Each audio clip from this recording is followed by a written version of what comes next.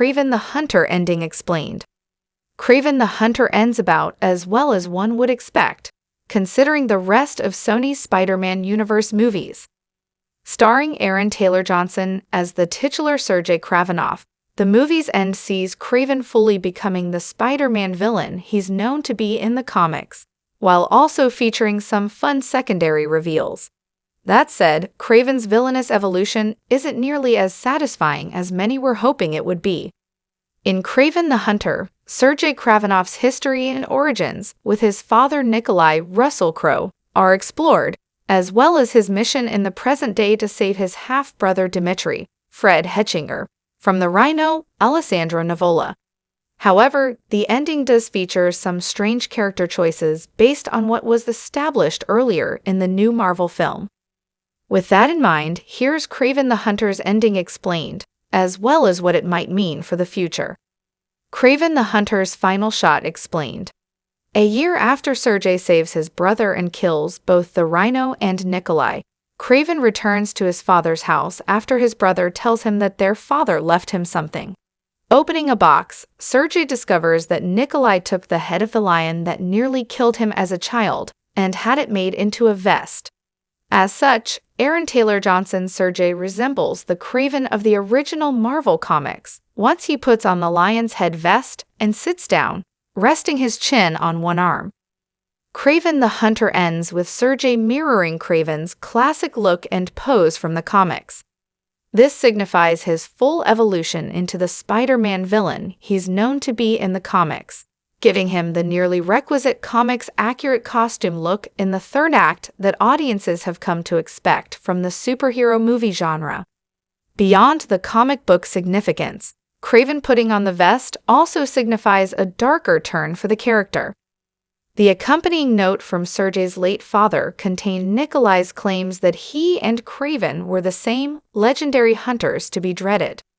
To that end, Sergei's apparent acceptance that he's not a good man is the only reason that makes sense as to why he'd put the vest on to begin with. Despite Sergei's hate for his father, it seems this letter, combined with his prior conversation with Dmitri, who voiced similar sentiments, motivated Kraven to embrace the path his father wanted for him, the one of the hunter.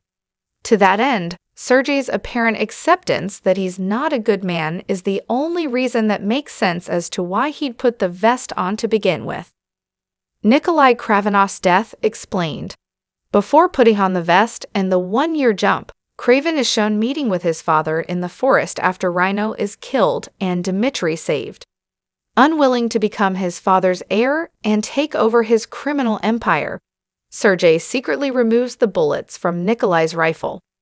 Likewise, it's heavily implied that Sergei influenced the grizzly bear to attack and maul his father, just like he influenced the bison herd to attack the convoy during the fight with Rhino, and the wolf during Sergei's prison breakout in the Kraven the Hunter's opening scenes. Having learned from Rhino that Nikolai was the one who set him up and put him in Alexei Sitsevich's sights, Sergei finally went after his father after years of keeping his distance. This was because Nikolai knowingly used one son to kill a threat he could not, while also risking the other son as acceptable collateral damage. As such, Kraven could no longer abide by his father's darkness and the pain he brought into the world, hence the bear attack. How Dmitri became chameleon explained. Sergei's meeting with Dmitri in Kraven the Hunter's final scenes reveals that Dmitri has taken over both their father's empire and the Rhino's assets. Likewise, Dmitri also reveals that he met with the same New York doctor who gave Sitsevich his strength, horns, and hardened skin. Now having the ability to take on the appearance of anyone at will, Dmitri officially becomes the classic Spider-Man villain known as the Chameleon, a master of disguise who once used old-fashioned masks and advanced tech before similarly gaining inherent abilities to shapeshift, just like Marvel's new on-screen Chameleon. The Chameleon's classic all-white head from the comics can also be seen as Dmitri changes his face at will. Likewise, the New York doctor in question is none other than geneticist Miles Warren, aka the Jackal. Warren is most famous for instigating Spider-Man's clone saga in the comics with the creation of multiple clones, most notably the Scarlet Spiders who'd come to be known as Ben Reilly and Kine Parker. It truly is an odd decision why Dimitri chose to take over his father's empire at the end of Kraven the Hunter. Despite accusing Sergei of being just like their father, whom they both hated, Dimitri still chooses to become him all the same.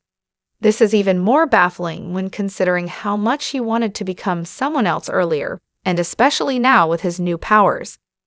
The only somewhat decent explanation for this choice is likely that there's still an ongoing cycle of abuse where Dimitri ultimately still wants to make Nikolai proud, even after his death, and despite all the pain and torment he'd caused him. What happened to Calypso?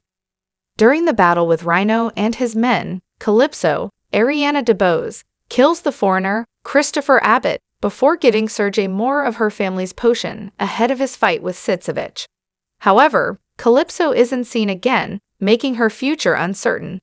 That said, one could probably safely assume that Calypso went back to work in London and would likely work with Kraven again to help him track down more targets in the future. It also stands to reason that Sergei might want to learn more about the potion that saved his life twice, especially after the confirmation that Calypso had more of the elixir. The real meaning of Kraven the Hunter's ending explained. Ultimately, the real meaning behind Kraven the Hunter's ending is somewhat hard to fully decipher, considering the general half-baked nature of the third act, as well as Sergei and Dimitri's arguably uncharacteristic decisions in the wake of their father's death. This is particularly true of Kraven's decision to not only wear his father's gift, but also killing Nikolai in the first place. For example, it might have made more sense for Kraven to break the cycle of darkness by sparing his father's life. It certainly does seem as though Kraven the Hunter's ending suffers from being far too rushed. It simply doesn't fully pay off the potential that had been set up earlier in the new Marvel movie. Additionally, it also could have made more sense for Sergei to discard the vest after trying it on, rather than all too quickly embracing the path his father laid out for him in the last 2 minutes of Kraven the Hunter. At any rate, it certainly does seem as though Kraven the Hunter's ending suffers from being far too rushed. It simply doesn't fully pay off the potential that had been set up earlier in the new Marvel movie. How Kraven the Hunter's ending was received.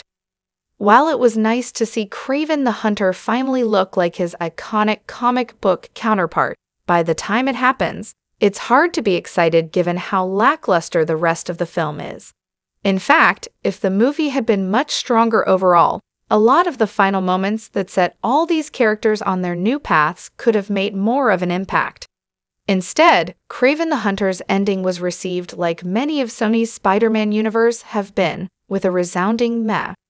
Chameleon was the very first villain that Spider-Man fought in Marvel Comics, and he could have been set up on a collision course with the wall crawler, but the isolated nature of Sony's shared universe made it likely for it to never happen. Most choices the characters make at the end of Kraven the Hunter are also baffling, making the journey to get there feel pointless for a lot of people. Does the ending set up a Kraven the Hunter sequel?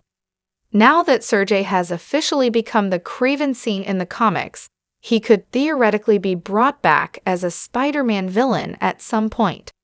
That said, it's recently been reported that Kraven the Hunter is the last of Sony's SSU films that do not feature the iconic web-slinger. The likelihood of Taylor Johnson's Kraven ever getting to fight Spider-Man feels very slim, unless something multiversal were to happen in the MCU where his paths cross with Tom Holland's Spider-Man, or something like Sony's universe ending up combining with the MCU in the aftermath of Secret Wars. Still, if Sony ever does bring Kraven back, he will likely be a full-blown villain for Spider-Man, given how Kraven the Hunter ended. Details about Spider-Man 4's story have not been revealed, but fans of Kraven shouldn't hold their breath, and if he is ever brought into a film, it's possible it could be a different take on the character, considering it was never actually revealed who the Spider-Man was in Sony's Spider-Man universe.